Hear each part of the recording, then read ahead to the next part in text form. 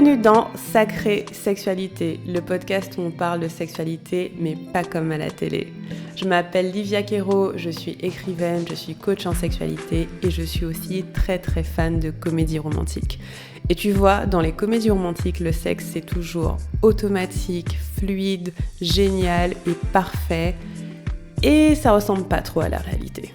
On ne nous montre pas tous les moments maladroits, compliqués, qui sont durs à naviguer. Et on ne nous montre pas non plus toute la dimension magique, sacrée de la sexualité qui va bien au-delà de mélanger les corps. Eh bien, tu sais quoi, dans ce podcast, c'est exactement ce qu'on va faire. On va parler des choses qui sont un peu compliquées, un peu difficiles et dont personne ne parle jamais. Et en même temps, on va parler de la dimension spirituelle, énergétique de la sexualité qui en fait un outil qui te permet de te reconnecter à qui tu es et qui impacte tous les aspects de ta vie. Je suis très heureuse de t'accueillir dans ce podcast et je te dis à tout de suite pour l'épisode du jour. Hello, bienvenue dans un nouvel épisode de Sacrée Sexualité. Je suis vraiment très heureuse de vous accueillir. Aujourd'hui, j'ai envie de vous raconter un peu mon histoire. Alors, vous savez que j'aime raconter ma vie, c'est vrai, j'aime bien raconter ma life. On va pas se mentir, ok ? Sauf que je réalise que j'ai jamais vraiment pris le temps de raconter comment et pourquoi j'en suis venue à travailler dans la sexualité et dans spécifiquement ce que je fais. Et je me disais, en fait, quand on veut connaître quelqu'un et savoir ses intentions presque pour le futur, c'est intéressant de comprendre d'où vient cette personne et quelles sont ses motivations. Qu'est-ce qui fait qu'elle a choisi de faire ce qu'elle fait ? C'est quoi son moteur au quotidien ? Qu'est-ce qui la pousse ? Et sachant que moi j'ai envie de vous embarquer avec moi dans une façon de voir la sexualité qui est différente, peut-être connaître mon histoire peut vous aider à mieux comprendre en fait où j'ai envie d'aller. Et si vous avez envie de travailler avec moi, en ce moment d'ailleurs les inscriptions sont ouvertes pour mon programme qui s'appelle Diva, le Temple. Mon programme, mon accompagnement en sexualité sacrée. Si vous avez envie de travailler avec moi, je veux que vous ayez le plus de contexte possible pour prendre une bonne décision pour vous. Je trouve que c'est intéressant. Et donc du coup, aujourd'hui, j'ai envie de vous raconter un peu l'histoire de comment je me suis mise à bosser sur la sexualité et spécifiquement, quels sont les angles qui m'intéressent. Parce que c'est très vaste, en fait. La sexualité, c'est un thème immense. C'est genre le thème de la vie. Et donc, on est des centaines, des milliers, je ne sais pas si on est des millions, quand on est très nombreux à aborder ce thème d'une façon ou d'une autre. À la fois, j'ai envie de vous raconter mon histoire, mais aussi vous raconter comment mon histoire nourrit la façon dont je guide sur la sexualité, et en particulier sur la sexualité sacrée. Ok. Alors, je suis née sur la petite île de Guadeloupe le 21 mai. Non, je rigole, je vais pas raconter toute ma vie. Non, je vais plutôt vous raconter les moments importants. Ok, il y a un moment dont je parle tout le temps, c'est un moment très charnière parce qu'il a vraiment changé la direction de ma vie. Mais vraiment. Et ça me fait chier que ce moment revienne à chaque fois, mais c'est quand même toujours le même moment. On était en 2017 et j'avais rompu d'une relation avec quelqu'un avec qui j'étais plusieurs années. Et cette relation, on pourrait dire qu'elle était toxique. D'ailleurs, j'ai fait tout un épisode sur le sujet, c'est l'épisode 9. Je reçois encore beaucoup de commentaires à ce sujet. Et donc, écoutez-le si jamais vous avez envie d'en savoir plus, si vous êtes peut-être dans une relation toxique, si vous voulez en sortir, si vous en êtes sorti. Cette relation s'arrête et c'est une relation dans laquelle la sexualité était difficile. Alors quand je dis difficile, qu'est-ce que ça veut dire ? C'était pas fluide. Franchement, j'avais du mal. Alors, qu'est-ce qui était pas fluide dedans ? J'avais peu de désir sexuel. J'avais une libido très basse. C'était pas nécessairement lié à cette relation-là, parce que j'avais été dans une autre relation avant, qui était aussi très longue, et c'était le même schéma. Au bout d'un certain temps, j'avais plus de désir sexuel. Ma libido, je m'ennuyais quoi. Je sais pas, il y avait un truc où c'était pas pétillant. Et donc dans cette relation-ci, j'avais plus de désir sexuel. Pour en avoir, ça me coûtait beaucoup d'énergie. Donc par exemple, il fallait qu'on passe énormément de temps ensemble, que genre on passe le week-end, à passer un super week-end, la journée, etc. Et là, je me sentais détendue, je me sentais assez relax pour faire l'amour. Est-ce que je faisais l'amour parce que j'avais profondément envie ? Je suis pas sûre. Parce que je pense que sincèrement, si je m'écoutais assez radicalement dans cette relation, j'aurais juste pas fait l'amour. J'aurais juste rien fait, en fait. Ça m'aurait suffi d'avoir des moments de tendresse, mais bon, je m'écoutais pas à 100% dans cette relation. Et donc, on faisait l'amour, c'était agréable. Mais, enfin, agréable, ça dépendait des fois. Mais disons que quand on avait passé du temps ensemble, qu'on avait bien parlé, je me sentais assez détendue et on avait des rapports. Le truc qui se passait, c'était tout le temps le même schéma. C'était que, par exemple, on passait du temps le dimanche ensemble, dimanche on ferait l'amour. Et puis, lundi soir, il avait encore envie de faire l'amour. Et moi, je disais, non mais c'est bon. J'ai déjà assez, j'ai donné, c'est bon, j'ai toute mon énergie, je l'ai prise et j'ai plus envie. Et donc du coup, bon, et ça continuait, et puis peut-être une semaine passait, 2 semaines, et puis après, allez, on se remet dans les conditions pour faire l'amour. Donc c'était plus faire l'amour parce que ne pas faire l'amour, ça crée des tensions en fait. Clairement, ça crée des tensions des deux côtés. Il se demandait, enfin voilà. Moi, je me demandais si j'avais un problème. Lui, il m'a dit des choses assez méchantes et cruelles que j'ai pas envie de répéter forcément. J'en ai déjà parlé sur l'épisode sur la relation toxique. Ça me faisait vachement douter de moi. J'avais des douleurs à la pénétration et c'était hyper désagréable. Et c'est pareil, c'était le même schéma dans mon autre relation longue. Au bout d'un moment, j'avais mal à la pénétration et c'était juste pas fluide quoi, c'était pas fun. Je suis arrivée au stade où je me suis dit j'ai peut-être un problème de pas avoir envie, de pas vouloir de sexualité, voilà, il y a un truc, lui me renvoyait que j'avais peut-être un problème, le monde me renvoyait que j'avais peut-être un problème. Et donc du coup la première chose que j'ai faite, je crois que j'ai cherché sur Google et je suis tombée sur une vidéo d'une sexologue qui disait un truc du style le problème voilà, quand on est dans un couple où il n'y a pas de sexualité, c'est que du coup, on arrête totalement la sexualité et du coup, on a moins de sexualité. Je dis ok. Et pour elle, en fait, il fallait quand même se forcer un peu, donc avoir quand même des rendez-vous amoureux, des rendez-vous intimes, et qu'en gros, fallait y aller quoi. C'était l'une de ces personnes qui dit l'appétit vient en mangeant. En fait, le truc assez étonnant, c'est que c'est assez courant. Comme conseil que j'ai trouvé, c'était non, faut y aller. Et maintenant, avec le recul, je réalise à quel point tous ces conseils manquaient terriblement de contexte. Et Dieu merci, je fais ce travail maintenant et je peux transmettre autre chose. Parce qu'en fait, ces gens te disent de te forcer, mais ils savent même pas avec qui t'es en couple. Ils savent pas avec qui t'es en couple. Ils savent pas si la personne avec qui t'es en couple, c'est une personne qui te fait te sentir bien ou en sécurité. Ils savent pas où t'en es dans ta vie. C'est juste un conseil envoyé comme ça, sans prendre en compte le contexte. Et ça me fait me sentir mal.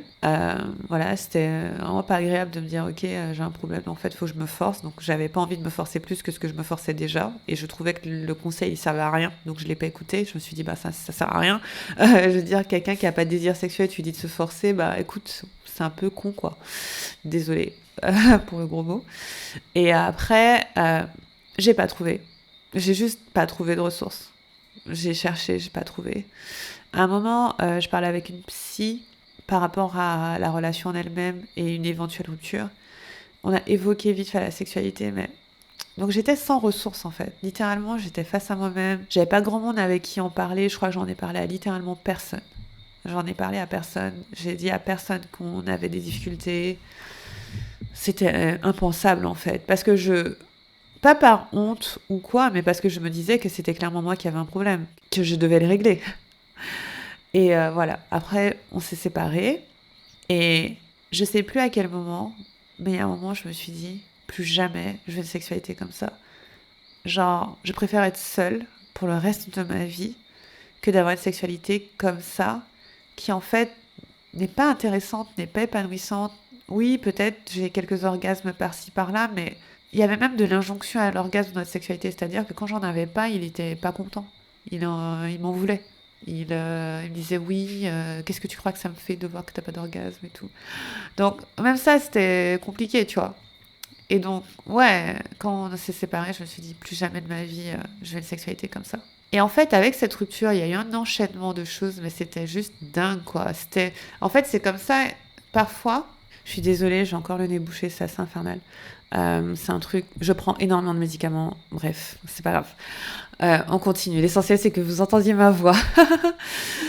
Ouais, en fait, c'est comme si quand t'es dans une relation qui ne va pas ou situation qui ne va pas, quand tu sors de la relation, la situation, il y a comme une soupape qui se vide. Il y a genre un truc qui bouge dans ta vie. Comme s'il y avait un endroit où tu mettais tellement d'énergie et tellement de toi et de la personne que tu es. Et c'était une grosse charge mentale, enfin c'était énorme. Quand tu l'enlèves, il y a plein de choses qui se délient. Il y a plein de choses qui étaient bloquées, qui s'ouvrent. Vraiment. Et c'était ouf parce que moi, je croyais vraiment que cette relation, et en fait, les relations longues que j'ai eues en général, que c'était vraiment ça l'objectif, c'était ça le Saint Graal, de se sentir bien, de rester en couple en fait.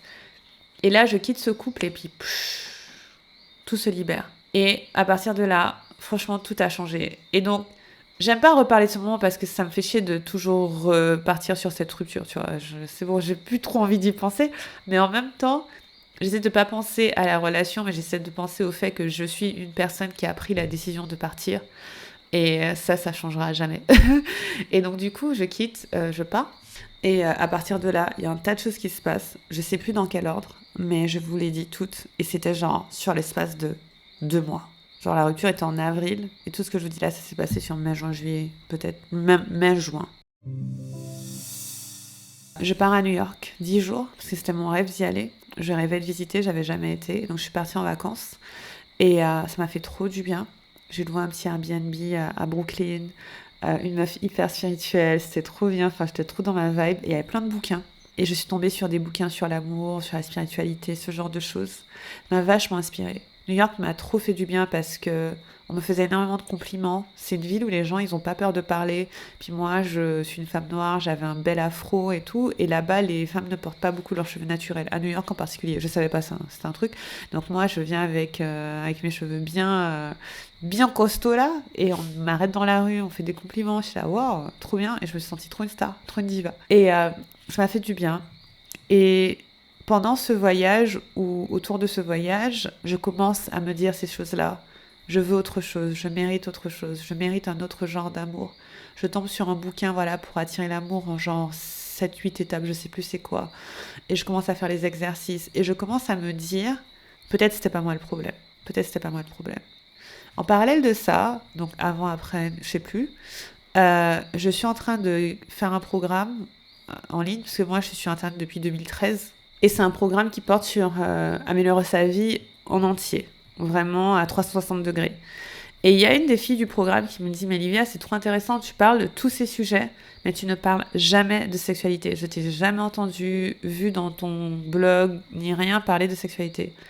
Et quand j'ai lu son message, je crois qu'elle s'appelle Chloé, je sais plus si c'est Chloé ou Lola, mais un truc comme ça, si tu m'entends, tu as changé le cours de ma vie.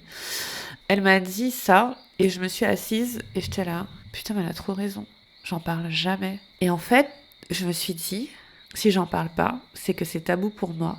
Et si c'est tabou, c'est qu'il faut que j'en parle. Parce que moi, je reste pas avec des choses interdites. Que je me dis, je veux libérer ma parole, je veux pas qu'il y ait des choses que je peux pas dire. Et du coup, je prends mon journal et je commence à écrire. Et je pleure, et je pleure, et je pleure, et je pleure, et je pleure, et je pleure. Et j'écris ce premier texte, Faire l'amour le cœur ouvert. Et je raconte tout. Je raconte toutes les fois où j'ai fait l'amour, j'avais pas envie. Le fait de me sentir comme si j'avais un problème.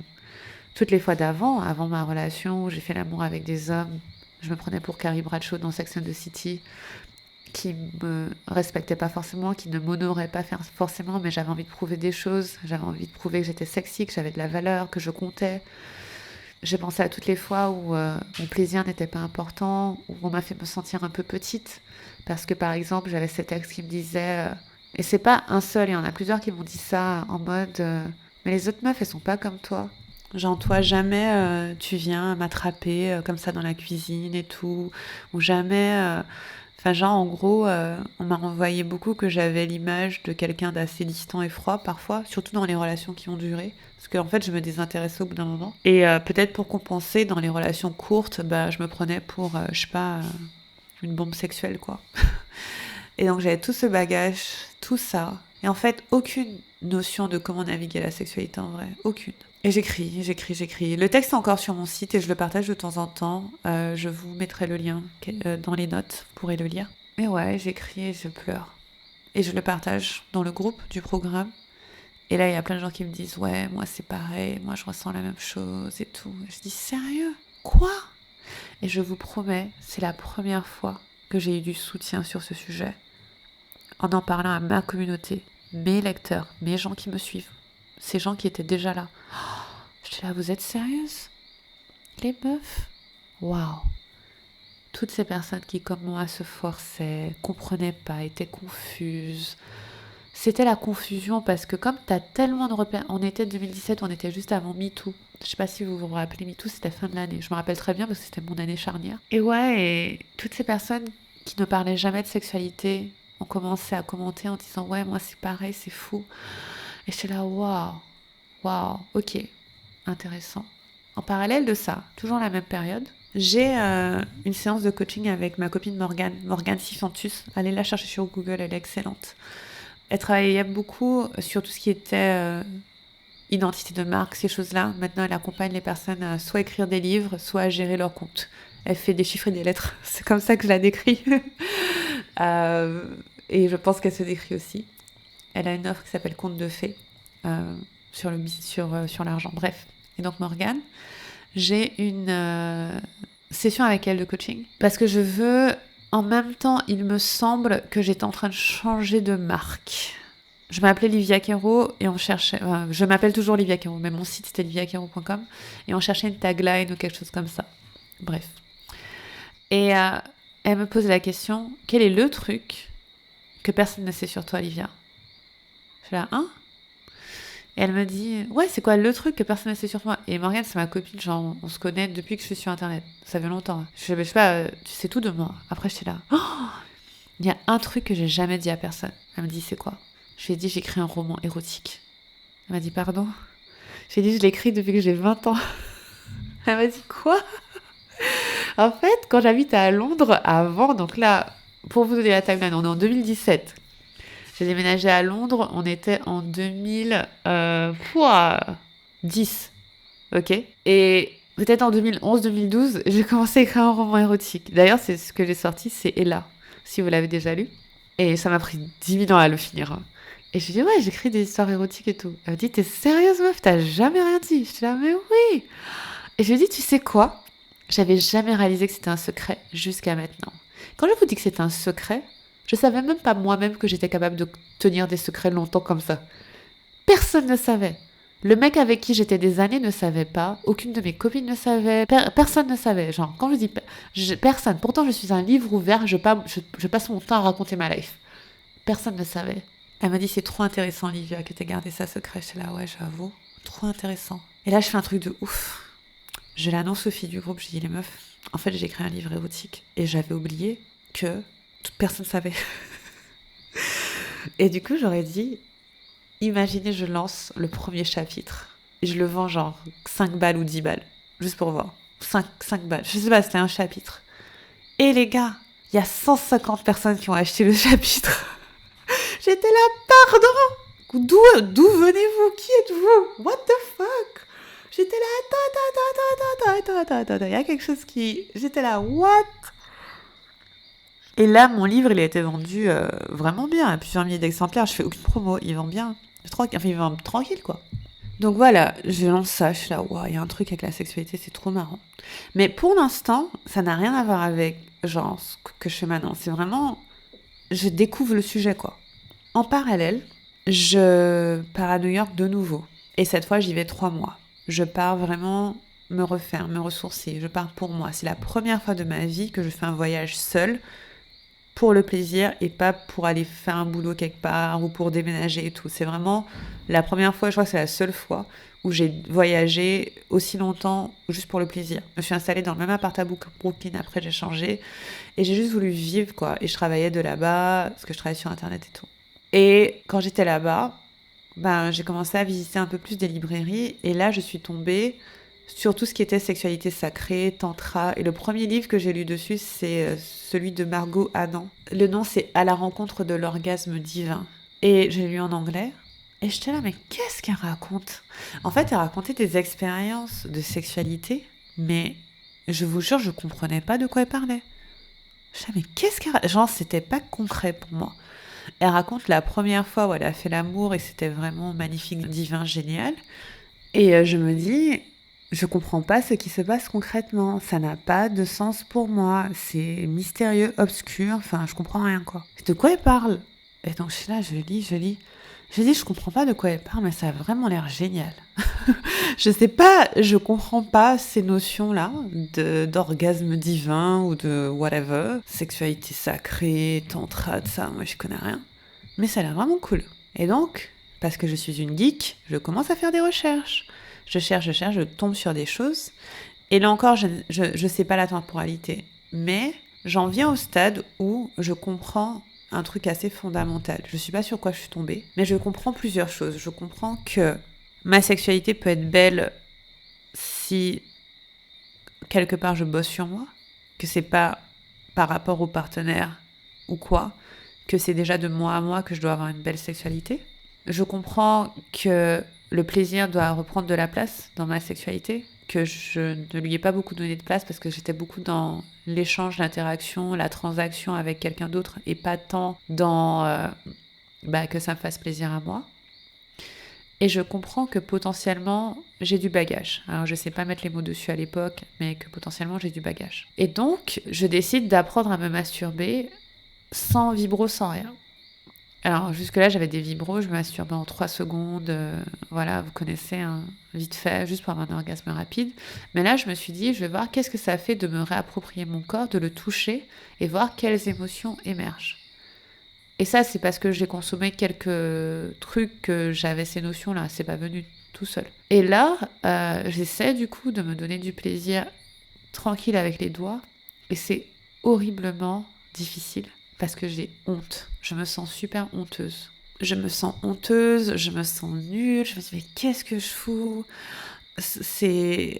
Ah. Et donc du coup, j'ai les mêmes réflexes d'aller très très vite. J'ai beaucoup de mal à ralentir. Enfin, voilà. Et après, je me dis, tu sais quoi, on va faire comme pour tout, on va poser une intention. Parce que je travaillais beaucoup à l'époque avec tout ce qui était loi d'attraction, choses comme ça, que j'utilise moins le terme, mais c'est un peu la vibe de... Voilà, tu désires quelque chose, tu poses une intention, c'est toujours quelque chose que je fais. J'ai dit, je veux une intention. Et je me suis dit, plutôt que de me donner du plaisir dans la honte, qu'est-ce que je voudrais? Et c'était me donner du plaisir dans la joie. Je dis, ok, je peux me donner du plaisir dans la joie.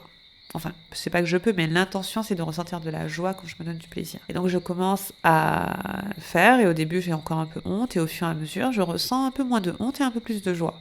Et puis après, autre moment marquant, je cherche sur Google, et je tombe sur une pratique de massage de yoni, de la vulve. Vous savez, je vous en ai offert une gratuite aussi. Et je tombe sur ça, et je me dis, je vais essayer de faire ça.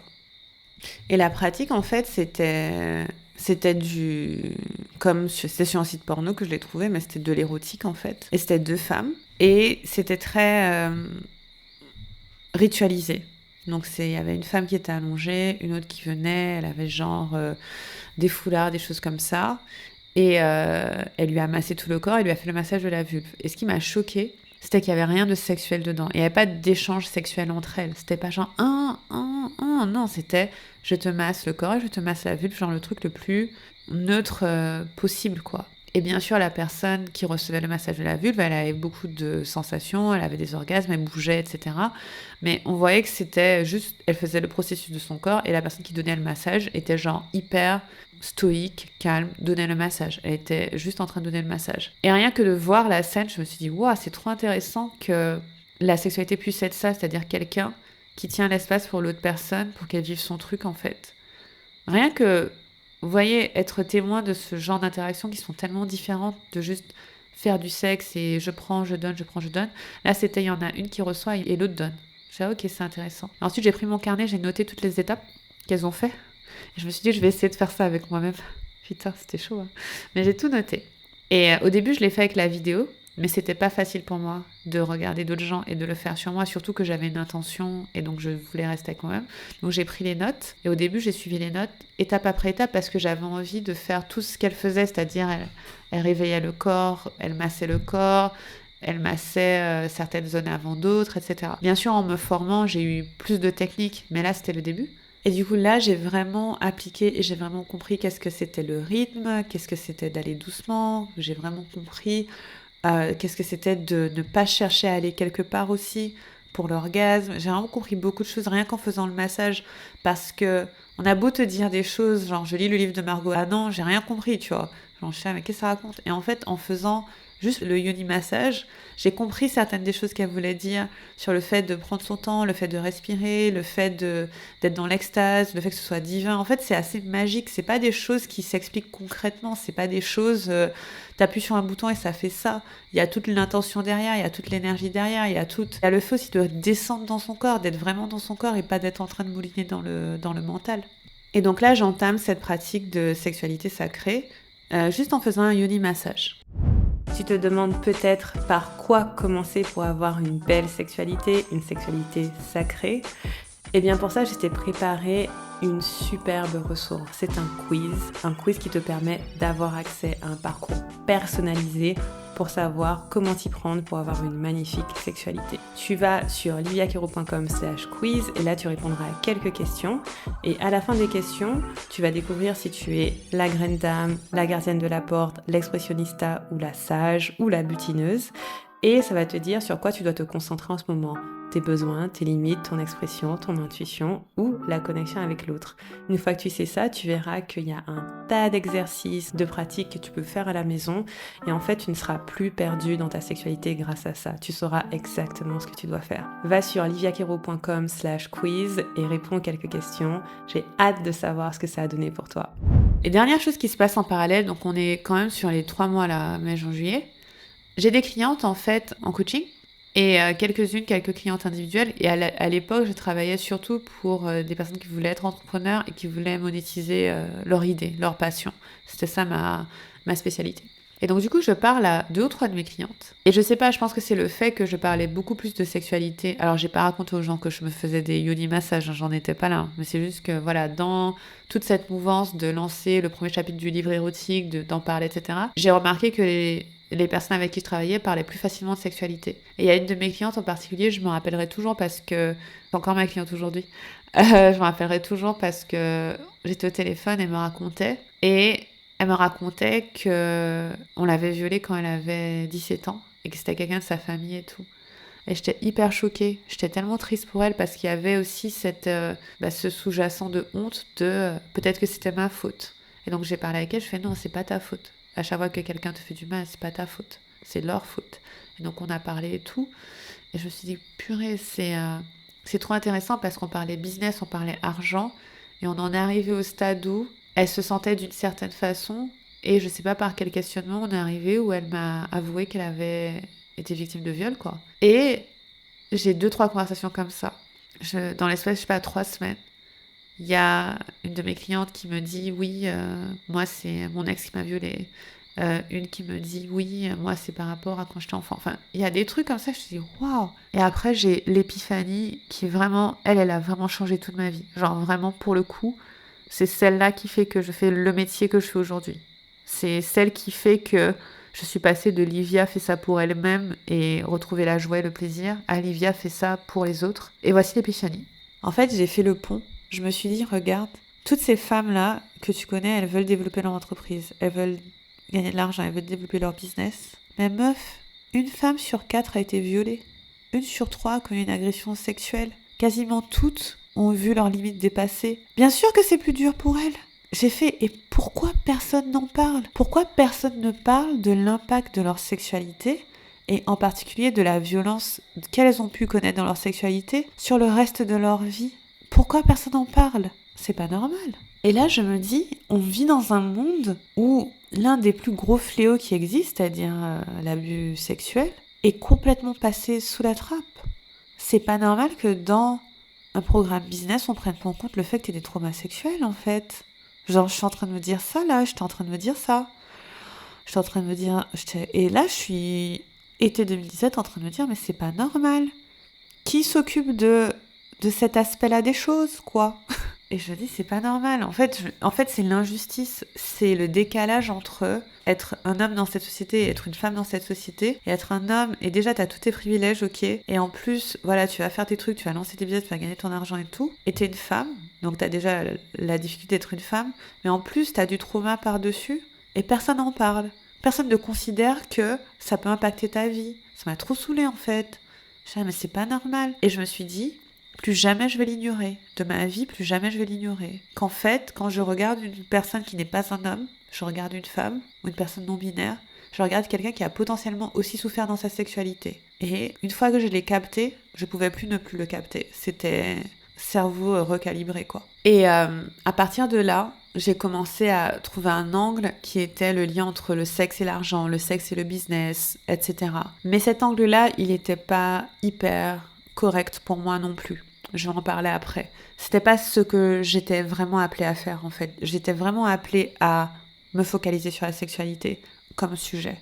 Et le dernier truc qui s'est passé, comme gros déclic, je voulais que cet épisode soit court, mais en fait, laisse tomber, mais c'est pas grave. Je préfère poser les choses et puis voilà. Vous avez le choix d'écouter. J'ai fait un rêve, en fait, un rêve horrible. Et là, on était un peu plus tard dans l'année, j'avais déjà déménagé, donc j'ai quitté New York, je suis allée m'installer à Londres, et je me rappelle, c'était dans ma maison à Londres, j'étais dans une super belle maison, et là, je fais un rêve horrible, horrible, horrible, horrible. Trigger warning, passé de 10 secondes si vous voulez pas entendre. En fait, j'ai vu une petite fille dans un pays qui semblait être en Inde, être agressée par une dizaine d'hommes. C'est un flash, je l'ai vu, mais c'est comme si j'étais dans la scène et que j'observais cette scène, en fait. Et je me suis réveillée en sueur, j'ai crié, j'ai pleuré, j'étais là, quoi, qu'est-ce qui se passe? Comme si, en fait, je devais y aller pour empêcher que ça arrive, parce que c'était en train de se passer maintenant. Je me suis sentie tellement impuissante, c'était horrible. Je m'en rappellerai toute ma vie. Genre, je vois tous les détails, toutes les couleurs et tout. Et à partir de ce moment-là, j'ai dit, ok, je vais faire le taf. Je vais faire tout ce qu'il faut pour faire ma part. J'ai dit, je m'en fous, je le fais. C'est à partir de là que j'ai commencé ma transition très lente vers ce sujet. Donc fin 2017, 2018 c'est une année très dure pour mon business parce que pour d'autres raisons, 2017 c'est super bien passé, 2018 c'est une cata. C'était dur pour moi en termes de morale, j'avais peu le moral, mais doucement je continuais mon petit chemin sur la sexualité, à lire, à étudier. J'ai participé à une retraite de sexualité sacrée, j'écrivais dessus.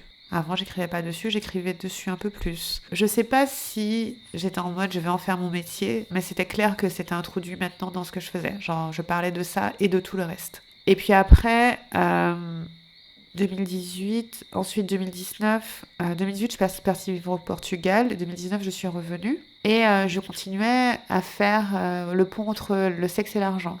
Donc, par exemple... j'ai fait un atelier en Guadeloupe en juillet 2019 sur le sexe et l'argent. D'ailleurs, j'ai rencontré mon chéri juste avant l'atelier.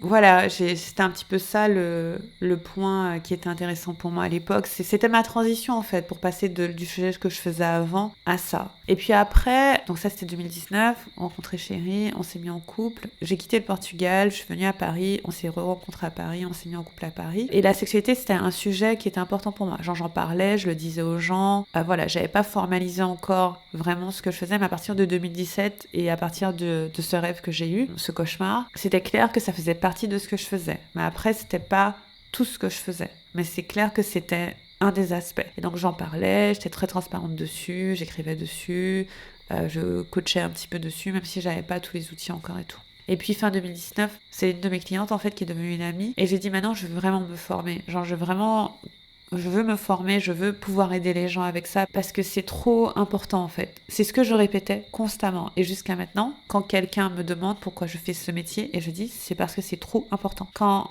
par exemple, ma mère, je me rappelle au début, j'avais fait une vidéo qui est devenue virale. Toutes les femmes se masturbent, ça disait. C'était, je sais pas, à peu près cette période-là. Et quand ma mère elle me disait, mais Olivia, pourquoi tu racontes aux gens toute ta vie et tout? Je lui disais, c'est trop important. C'est très important de parler de sexualité, c'est trop important, c'est trop important. C'est tout ce que je disais tout le temps, c'est trop important. Et donc, du coup, j'ai décidé de me former. Et donc, mon business, on est sorti un petit peu de la phase très, très difficile. On était dans une phase de remontée. Et donc, c'était cool. Et donc, j'ai investi dans la formation de Leila Martin pour être coach en amour, sexe et relations. Ça s'appelle Vita Coaching. Et j'ai fait ça tout 2020. Toute la période du Covid, moi j'ai appris auprès d'elle, donc j'ai commencé fin 2019 et j'ai fait ça tout 2020. Et c'était trop bien, sauf que j'ai eu un petit bug au début. En fait, on a commencé à peu près en novembre-décembre 2019, donc à la fin de l'année. J'ai commencé parmi les gens qui ont commencé le plus tôt.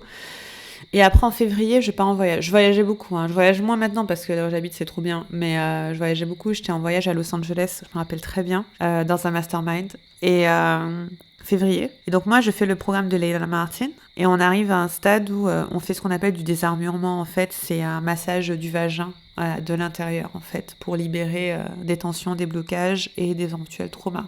Et là, j'ai un énorme flash, énorme remontée traumatique, énorme réponse, je me sens mal, je ne sais pas ce qui se passe, mais j'ai le flash que quelque chose ne va pas. Et il y a du trauma dans mon corps et j'étais pas au courant.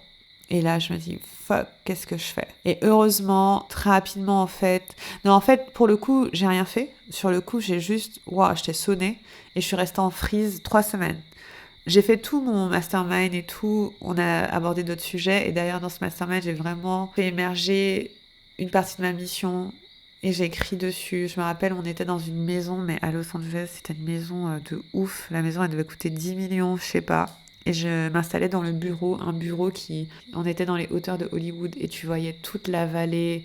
Enfin, c'était magnifique. C'était genre une espèce de grande baie vitrée et tout. Et je tapais à ce bureau et j'ai écrit une phrase du style « Je le fais pour les enfants. Je veux que le monde soit sain sexuellement pour les enfants. » Après, je veux pas travailler avec les enfants directement, ça me déclenche trop.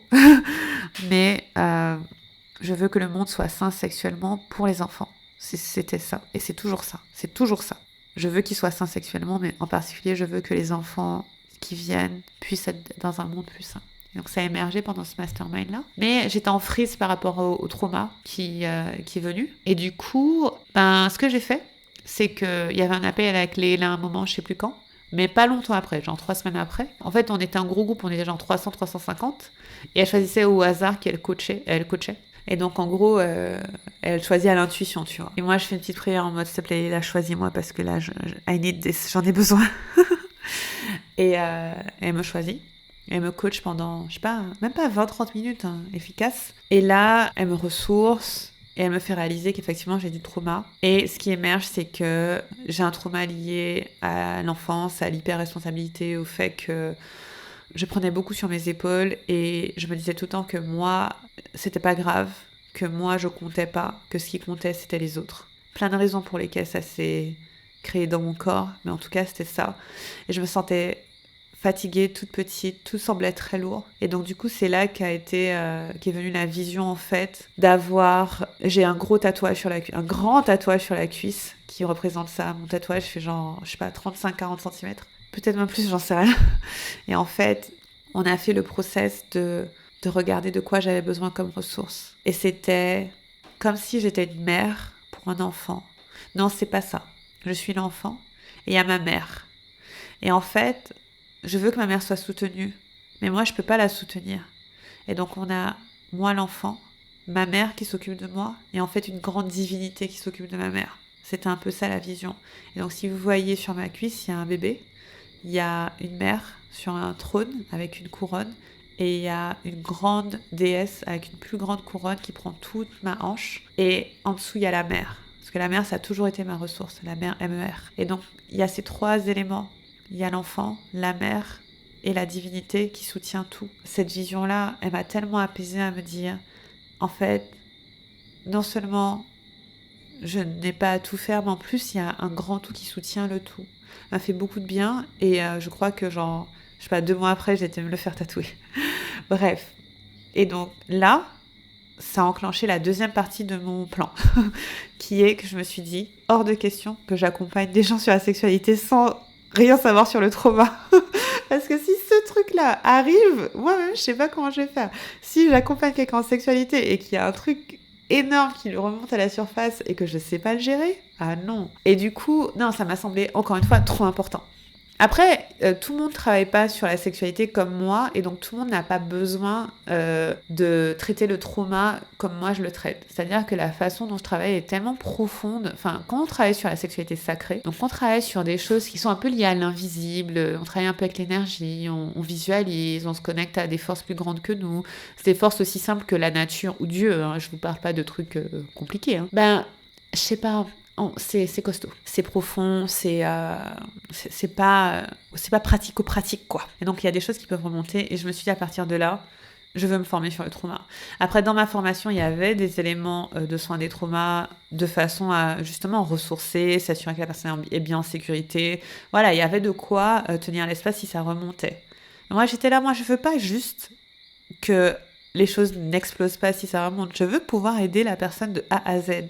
Je veux le faire. Et donc, bon, j'ai fait ma formation en sexualité tranquille.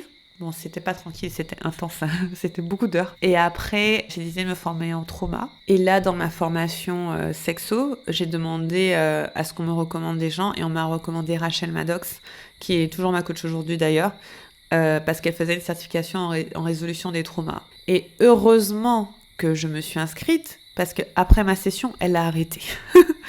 Et donc du coup, j'enchaîne 2021, résolution des traumas. Janvier 2021, bam, je fais 18 mois de certification en résolution des traumas. Un peu plus parce qu'en fait, après les 18 mois, il y a toutes les supervisions, plein de choses pour s'assurer qu'en fait, tu fais ça bien, tu vois. Et je me lance dans ce processus d'apprendre à résoudre le trauma.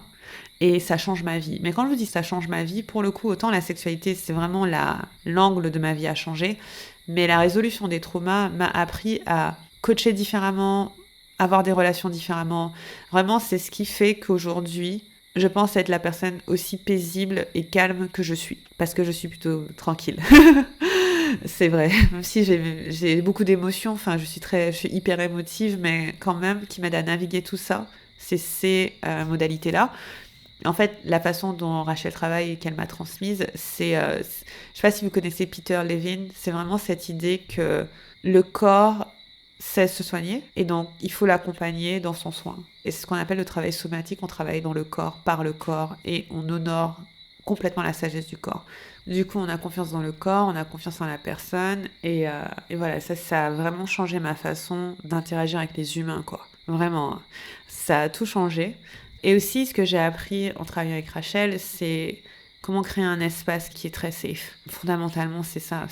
J'avais jamais été dans un espace aussi sécurisant avant celui-là, qui te déclenche pas, quoi. Et donc, en parallèle, ce qui se passe, c'est que donc là, on est en 2021, je me forme en résolution des traumas, mais j'avais commencé un programme, un abonnement, parce que j'avais en tête l'idée d'aider les gens à se rapprocher de l'essence de qui ils sont. C'est mon obsession, ça a toujours été le truc. La phrase que je répète tout le temps, c'est être toi suffit. Dans mon esprit, il y a vraiment ce truc que si tu es toi pleinement, tout va aller. C'est-à-dire que plus tu te rapproches de qui tu es, plus tu te rapproches de ton essence, plus les choses sont fluides, faciles, t'as pas à forcer. Vraiment, j'ai écrit ce livre en 2017, c'est mon premier livre, j'y crois toujours. Et donc du coup, j'avais toujours ce truc de revenir à l'essence. D'ailleurs, on a appelé notre société Retour à l'essence. Le fait est que, sans faire tout à fait exprès, tout mon chemin m'a emmené à ça. Par exemple, on travaille avec Leila, elle fait de la sexualité sacrée, et en particulier du tantra et du tao. Le tantra, c'est une philosophie qui t'invite à revenir à l'essence de qui tu es. C'est vraiment le cœur de la philosophie. C'est que tel que tu es parfait. Et la meilleure façon de servir le monde, c'est d'être toi et d'être dans ta joie. C'est ça le tantra, si je simplifie. Et ensuite, en travaillant avec Rachel sur les traumas, il y a l'idée que tu as un plan naturel de santé, une façon d'être qui est fluide et naturelle. On pourrait l'appeler ton essence. Et que c'est juste que par-dessus ça, tu as des empreintes, tu as des couches qui viennent et qu'il faut les enlever. Mais que le cœur de qui tu es est parfait. Et vraiment, il n'y a rien à rajouter, rien à enlever. Et du coup, indépendamment de tout ça, j'avais créé un programme pour aider à revenir à soi, mais il fonctionnait pas très très bien. Il avait des couacs, en fait, j'avais du mal à le vendre, il y avait un truc pas fluide, et donc du coup, en 2021, milieu de l'année, j'ai décidé de l'arrêter, et c'était très très dur, parce qu'en fait, c'était un abonnement, il y avait des gens qui l'avaient déjà payé à l'année, j'ai dû rembourser un tas de personnes, genre, je sais pas, 25 000, 30 000 euros de remboursement à faire avec de l'argent que j'avais plus. C'était très difficile. Vraiment, pour le coup, prendre la décision d'arrêter ce programme, ça doit faire partie des décisions business les plus dures que j'ai faites, mais il y a une phrase que je dis tout le temps aussi, c'est « tout ce qui n'est pas fluide doit partir ». On ne garde pas dans sa vie des choses qui ne sont pas fluides parce que ça bloque de l'énergie. C'est exactement comme je disais par rapport à la relation au début, c'est des trucs qui vont empêcher à l'énergie de circuler, quoi, et prendre de la place et prendre de la lourdeur là où ça pourrait être léger. Et donc j'ai décidé d'arrêter ce programme et je vous jure, c'est trop marrant. Je crois que j'ai décidé d'arrêter en mai ou en avril. Et dans la semaine qui a suivi la décision, j'ai une nouvelle idée. Et c'est là que j'ai eu l'idée des 8 portes, qui est le programme que j'ai fait sur la sexualité sacrée, où on se balade dans les 8 parties du corps qui sont liées à la sexualité. Donc on fait, je sais pas, la vulve, le vagin, le clitoris, tout ça. Et à la fois, on les regarde de façon par rapport à l'anatomie, par rapport à l'énergie et tout. Et donc les 8 portes, je vous jure, ça s'est téléchargé dans mon esprit. Je me suis dit, oh, on pourrait trop faire ça. Et je l'ai lancé. Et ensuite, d'année en année, le programme a évolué. Je ne l'ai jamais arrêté. Et donc, j'ai lancé les 8 portes en 2021. Ensuite, il a changé de nom. Il est devenu Sacrée Sexualité, le programme. Et ensuite, il est devenu, plus récemment, Diva, le temple, qui est la version que vous voyez aujourd'hui. Et donc, pour moi, dans l'évolution ou dans l'énergie où je suis aujourd'hui, c'est que vraiment, tout revient à la sagesse du corps. Tout revient au fait d'écouter son corps, de coopérer avec lui, de l'honorer, de le respecter et réaliser que le corps est sacré et la sexualité est sacrée. Et donc à chaque fois que je vois encore ces choses qui me déclenchent, par exemple des histoires de viol, de dépassement de limites, des génocides, des choses comme ça, à chaque fois je me dis, si seulement on écoutait le corps, si seulement on respectait les corps, si seulement on respectait leur sagesse, si seulement on considérait que le corps était sacré, il y a tellement de choses qui n'auraient pas lieu sur Terre. Et pour moi, c'est vraiment ça. Et sur la page du temple, il y a écrit « Si on avait une religion, ce serait d'honorer la sagesse du corps. » C'est que ça. Et voilà, c'est mon histoire. Et ouais, et ça a commencé bien avant 2017, vu que j'écrivais un bouquin érotique, mais la sexualité a toujours été un sujet intéressant pour moi. J'ai la chance d'avoir grandi avec une mère pour qui c'était pas tabou, donc on en parlait, mais j'avais pas l'éducation pour la vivre sereinement. J'avais pas les repères. Mais c'est pas évident parce que personne ne les a. Il n'y a pas beaucoup d'éducation sexuelle sur le consentement, le plaisir. On n'en parle pas énormément. Moi, on m'a parlé de me protéger pour pas tomber enceinte et pas avoir de MST. Mais j'ai pas eu beaucoup de messages sur le fait de prendre du plaisir ou d'écouter mon corps ou d'aller dans son sens. Et en fait, ça m'a manqué. Et je pense que ça a manqué à énormément de personnes. Et donc aujourd'hui, ce que j'essaie de faire, c'est de vraiment donner des repères différents par rapport à ce qu'on peut attendre de la sexualité. En gros, c'est un peu quand j'ai lu ce livre de Margot Anand, je me suis dit... Waouh, c'est ça qui est possible. Et maintenant, je vis dans ce possible, en fait. Maintenant, la sexualité, pour moi, c'est une source de nourriture, c'est sacré. Et je peux rester des mois sans faire l'amour si j'ai pas envie, ce qui n'était pas possible dans la première relation. Parce que c'est ça aussi. C'est l'idée que c'est pas une question de devenir des machines de sexe, de faire du sexe tout le temps, que ce soit waouh tout le temps. Non, c'est d'honorer profondément le corps. C'est tout. Et parfois, il voudra faire l'amour et parfois, il voudra pas faire l'amour. Parfois... ne pas faire l'amour, c'est ce qui va lui donner du désir. D'ailleurs, c'est quasiment toujours le cas. Plus vos limites sont respectées, plus vous avez envie. C'est quasiment toujours le cas. Et donc, du coup, voilà, remettre du sacré dans la sexualité, redonner au corps sa place. Et y a une de mes connaissances à qui je suis dans un groupe d'entrepreneurs maintenant, qui a dit une phrase qui est qu'on est tous 100% humains, 100% divins. Et pour moi, c'est vraiment ça. On est 100% humain dans ce corps qui est vulnérable, fragile, qui a plein d'émotions, qui est un peu chamboulé. Et en même temps, on est 100% divin. On est beaucoup plus que le corps physique qu'on touche. On est tellement plus, on est connecté. On est la nature. C'est ce que j'aime dire. On est des êtres de la nature. On fait partie de la nature. Et vivre cette nature, c'est ça qui est magique, quoi. Voilà, les amis. Je voulais faire court, mais c'est pas trop court. Voilà, j'avais envie de vous raconter un peu mon histoire, que vous compreniez mes motivations, pourquoi je fais ça, qu'est-ce qui me passionne. Et je disais que oui, j'ai arrêté le pont entre le sexe et l'argent parce qu'en fait, c'était plus intéressant. Parce que mon message n'était plus le lien entre les deux, c'était juste comment on vit une sexualité sacrée. Et en général, comment ça impacte le reste de notre vie. Parce qu'en fait, ça impacte toute notre vie, puisque tout est lié. Il n'y a pas de silo. Comment je suis dans ma sexualité, forcément, je vais me réveiller et ça va être là dans ma vie, ça va pas s'effacer. Et donc, maintenant, c'est vraiment... c'est vraiment ma passion, quoi. C'est vraiment ma passion. Et en particulier, le lien entre sexualité, soins des traumas et spiritualité, c'est vraiment cette espèce de triptyque-là qui est là où vous me verrez tout le temps, quoi. Et je suis aussi fan de comédie romantique et de romance érotique, on est d'accord. Mais à part ça, vous me verrez tout le temps dans ce trio sexualité, divinité, spiritualité avec le soin des traumas. Et c'est exactement ce qu'on fait dans le temple. Diva, le temple, c'est un espace qui est dédié à la sexualité sacrée et à la sagesse du corps. C'est vraiment ça. Le temple, c'est plusieurs espaces, plusieurs programmes, des appels de groupe, un groupe de discussion, vous avez du soutien personnalisé de ma part, je suis tout le temps là. C'est vraiment mon programme chouchou. Une fois que vous inscrivez, vous êtes inscrit tant qu'il existe, pour toujours, c'est illimité. Et vraiment, c'est l'endroit pour moi. Quand j'en parlais à mes clientes, je leur ai montré la page avant de la publier et il y en a quelques-unes qui m'ont donné leur feedback. Et il y en a une qui m'a dit, c'est un peu comme un endroit de retraite. Genre, t'en as besoin, tu viens te ressourcer là, tu viens te faire du bien. Parfois tu viens une semaine, parfois tu viens des mois et des mois, tu te plonges dedans et puis tu repars quoi. Et en fait, je suis tellement passionnée que je passe mon temps à faire grandir, améliorer, affiner le programme.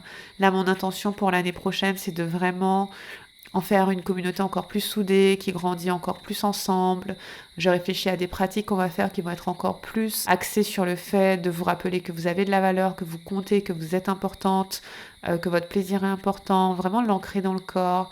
On va faire encore plus de réparation de limites parce que ce sont les deux choses qui sont vraiment fondamentales.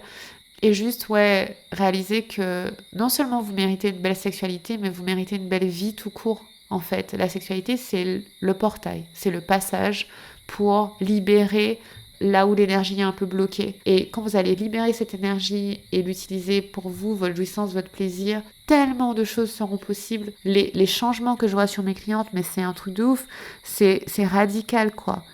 Parce qu'il faut se rappeler, votre essence est lumineuse et joyeuse et elle est faite pour le plaisir. Votre corps est fait pour le plaisir. Du coup, voilà. En tout cas, merci de m'avoir écouté et je suis hyper contente d'avoir pu partager mon histoire avec vous. Si vous avez des questions, comme d'habitude, vous pouvez venir me parler sur Instagram. Je réponds à tous mes messages. Et pour découvrir le temple, je vous laisse cliquer le lien dans les notes. Et voilà, j'ai trop hâte de commencer à travailler avec vous et je vous embrasse. À bientôt. Salut! Merci à toi d'avoir écouté cet épisode. Si l'épisode t'a plu, il y a 2 façons dont tu peux nous aider. La première, c'est de t'abonner au podcast. Si tu es sur Apple ou Spotify, abonne-toi, suis-nous et ça te permettra d'avoir tout le temps les nouveaux épisodes et ça nous aide à apparaître plus haut sur les classements, premièrement. Deuxièmement, partage cet épisode à 1 ou 2 personnes de ton entourage. Tu peux le partager facilement sur WhatsApp avec le lien parce que plus de personnes qui écoutent le podcast, c'est aussi plus de personnes qui ont une belle sexualité. Merci à toi de m'écouter, merci à toi de me suivre et si jamais t'as envie de me suivre d'encore plus près, tu peux t'abonner à ma newsletter aliviakero.com/message où j'écris tous les jours. Donc si t'aimes bien ce que je partage ici, t'aimeras peut-être aussi ce que je partage par écrit. À bientôt et merci encore.